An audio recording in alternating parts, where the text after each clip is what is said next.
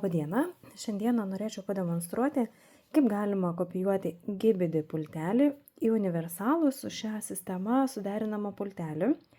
Šie pulteliai gali būti ne tik tai GBD, bet ir priimti kitokius Europos gamintojų vartų pultelius ir taip galima suderinti kelias automatikas, atidarinėti vienu pulteliu.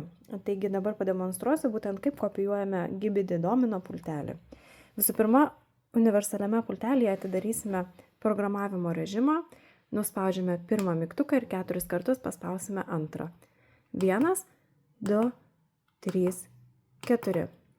Pultelis pradeda mirksėti raudonai, dabar jisai laukia kodo ir spaudžiu tą mygtuką, kurį aš noriu nukopijuoti.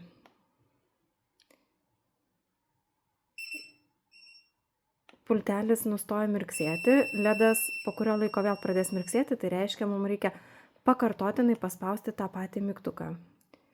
Kai ledas pradeda mirksėti žaliai, reiškia kodas priimtas ir jį užtvirtiname tame mygtuke, kurį norėsime naudoti. Kad GBD pultelis pradėtų veikti su mūsų sistema, visų pirma reikia jį pririšti prie vartų automatikos, tai tą galima padaryti dviejais būdais. Arba tiesiogiai prie vartų automatikos naudojantis turimo modelio instrukciją, nes šiame mygtuke jau yra GBD kodas, arba galima bandyti pririšti ir distanciniu būdu. Jeigu mes kopijavome tą mygtuką, kuris jau atidarinėjo mūsų vartų automatiką GBD, tai tuomet šitą mygtuką galima būtų pririšti distanciniu būdu. Tai tiesiog nuspausime mygtuką, iš pradžių ledas degs pastovia šviesa, po kurio laiko pradės jisai mirksėti. Taigi luktelkime, palauksime, kol jisai pradės siųsti daug signalų.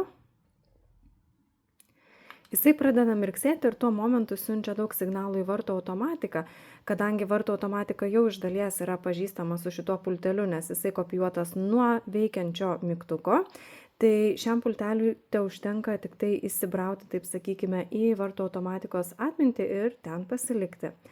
Leiskime pulteliui išsimirksėti.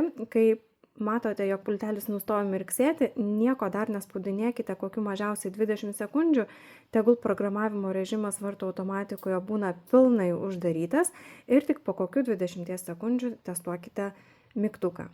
Jeigu norėsite ir antrą mygtuką nukopijuoti ir jisai pas jūs atidarinėja vartus, lygiai tą patį galite padaryti ir lygiai taip pat galite distanciniu būdu pririšti.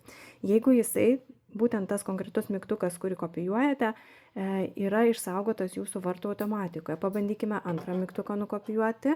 Nuspaudžiu pirmą mygtuką. 1, 2, 3, 4. Antram mygtukui. Vėl laukia.